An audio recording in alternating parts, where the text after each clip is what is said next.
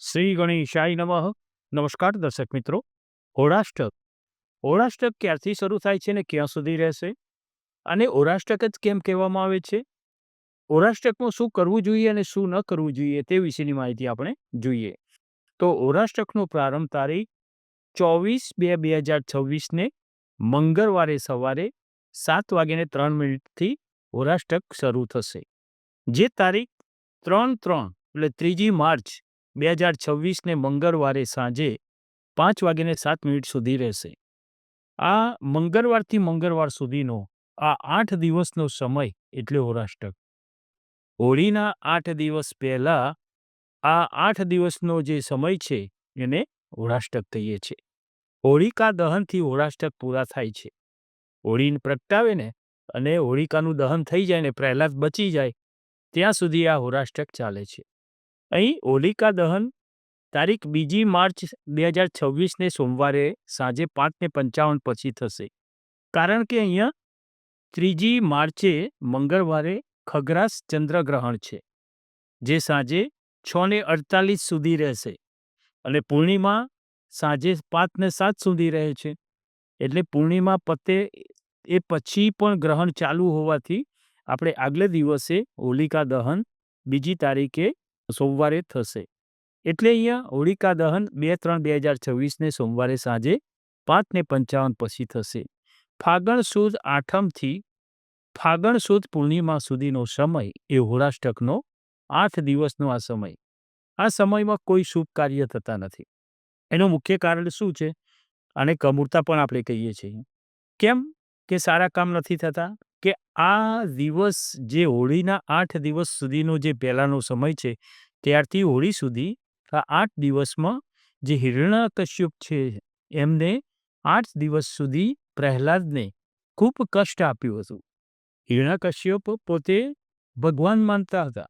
હું જ સર્વત્ર છું, મારું નામ જ બધા લયા કરો, ભગવાન નથી, હું જ ભગવાન છું.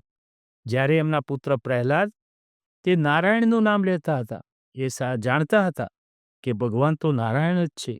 આથી તેને આવું ન કરવા માટે ખૂબ કહ્યું, પણ પ્રહલાદે તો ભક્તિ છોડી નહીં નારાયણની. આમ ચાલુ રહ્યું એટલે આ 8 દિવસ સુધી પ્રહલાદને ખૂબ કષ્ટ આપ્યું. અને પૂર્ણિમાના દિવસે, હોળીના દિવસે હિરણ્યકશ્યપના બહેન જે હતા હોલિકા, એમની પાસે એવું વરદાન હતું, એક ચુંદડી હતી કે જે અગ્નિ સ્પર્શ ન કરી શકે. એ ચુંદડી પહેરીને બેસે ને એટલે એમને અગ્નિ સ્પર્શ ન કરી શકે એવું વરદાન હતું, એવી ચુંદડી હતી.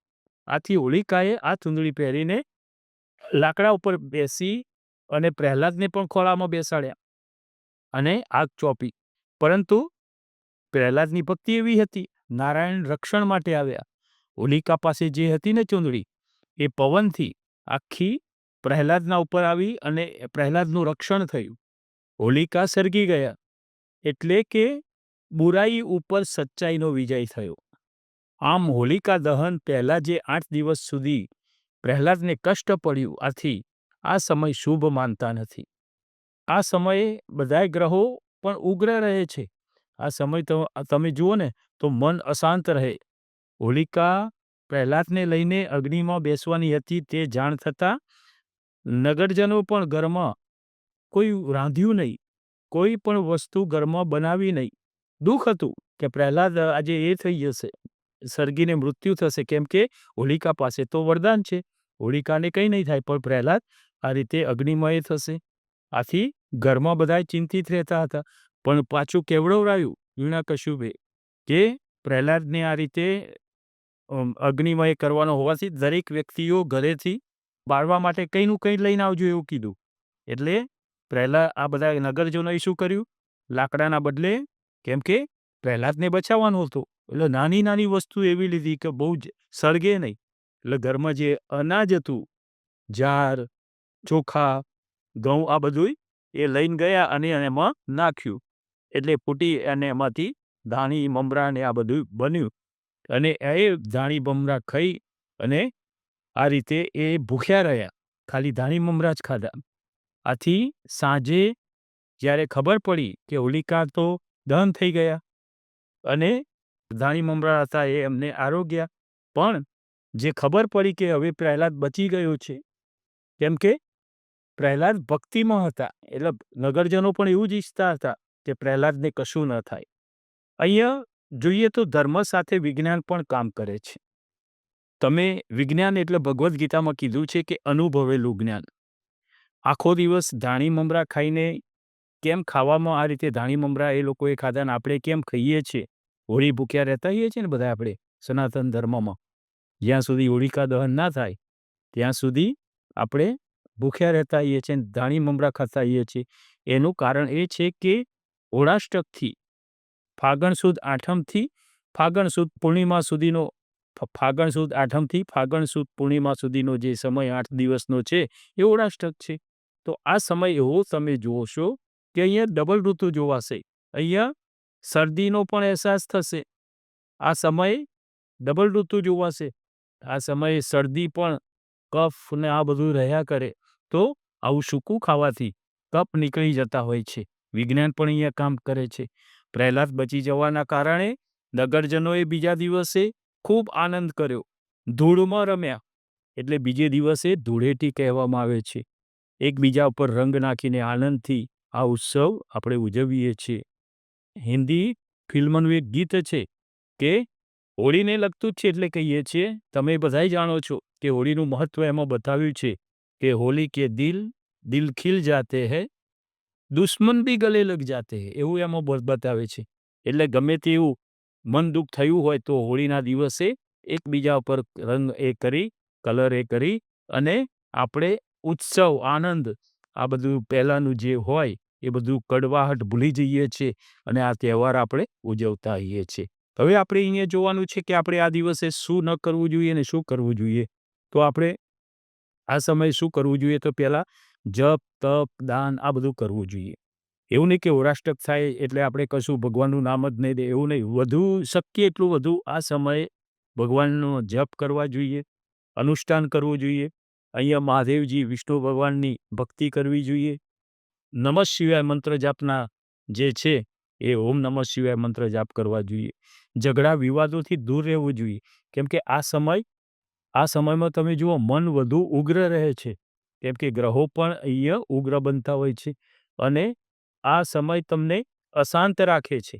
મનથી કોઈ આનંદ, જેમ દિવાળી આવતા જે બધો આનંદ થાય ને, એ હોળાષ્ટક જ્યારે બેસે ને ત્યારે આનંદ નથી રહેતો, આમ ઉદાસીન રહે. ડબલ ઋતુના કારણે મન પણ ઉદાસીન રહે છે, મન અશાંત રહે છે. અહીંયા જ બીજું હરિકીર્તન કરવું જોઈએ. પછી વિષ્ણુ ભગવાનના જે 1008 નામ છે એના જાપ કરવા જોઈએ. વિષ્ણુ સહસ્ત્રના પાઠ એને કહે છે. ભગવદ્ ગીતાના પાઠ કરવા જોઈએ. ગજેન્દ્ર મોક્ષનો પાઠ કરવો જોઈએ. બીજું ઓમ નમો ભગવતે વાસુદેવાય, ઓમ નમો નારાયણ, જે તમને ભાવે, ઓમ વિષ્ણવે નમઃ, આ મંત્રના જાપ કરવા જોઈએ. વિષ્ણુ ભગવાનની પૂજા કરવી જોઈએ. આ 8 દિવસ સુધી કમૂરતા ગણાય છે. કોઈ પણ શુભ કાર્ય ન કરવા જોઈએ. નવો વેપાર ધંધો શરૂ કરવો હોય તો ના કરી શકાય. વિવાહ, સગાઈ, આના લગતા કોઈ પણ કાર્ય ના કરી શકો. બાબરી, યજ્ઞોપવિત, આ બધા મુંડનના લગતા કોઈ બી કાર્ય હોય પણ આ સમયમાં ના કરી શકો. નવા ઘરમાં ગૃહ પ્રવેશ કરવો હોય તો પણ ના થઈ શકે. જમીનની ખરીદી કરવી હોય, વાહનની ખરીદી કરવી હોય, આ બધું ના થઈ શકે.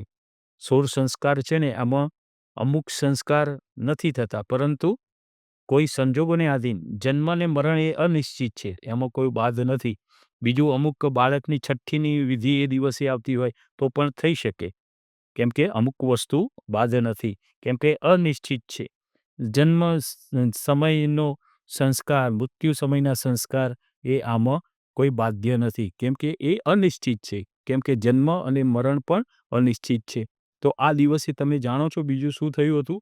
તો આ દિવસે જે હોળાષ્ટક જે શરૂ થયો એવા સમયે આ દિવસે કામદેવને, મહાદેવજીએ જ્યારે કામદેવ એમને ચલિત કરવા માટે આવ્યા, તપનો ભંગ કરાવવા, કેમ કે તપનો ભંગ કરે તો એમના ત્યાં પુત્ર થાય અને કાર્તિકેયનો જન્મ થાય તો જ આ તારકાસુર રાક્ષસનો વધ થાય કે જે દેવોને પજવતા હતા. એટલા માટે ભગવાને ભેગા થઈ બધાએ કામદેવને મહાદેવજીનું તપને એ કરવા માટે મોકલ્યા હતા. કામદેવે જ્યારે એ કર્યું ત્યારે મહાદેવજીનો ગુસ્સો ત્રીજું નેત્ર ખોલીને કામદેવને આ વખતે ભસ્મ કર્યા હતા. એ પણ એક મહત્વની વસ્તુ છે. તો આ હતું હોળાષ્ટક વિશેનું માહિતી. એ વખતે શું કરવું જોઈએ ને શું ન કરવું જોઈએ વિશેની માહિતી આપણે જોઈ.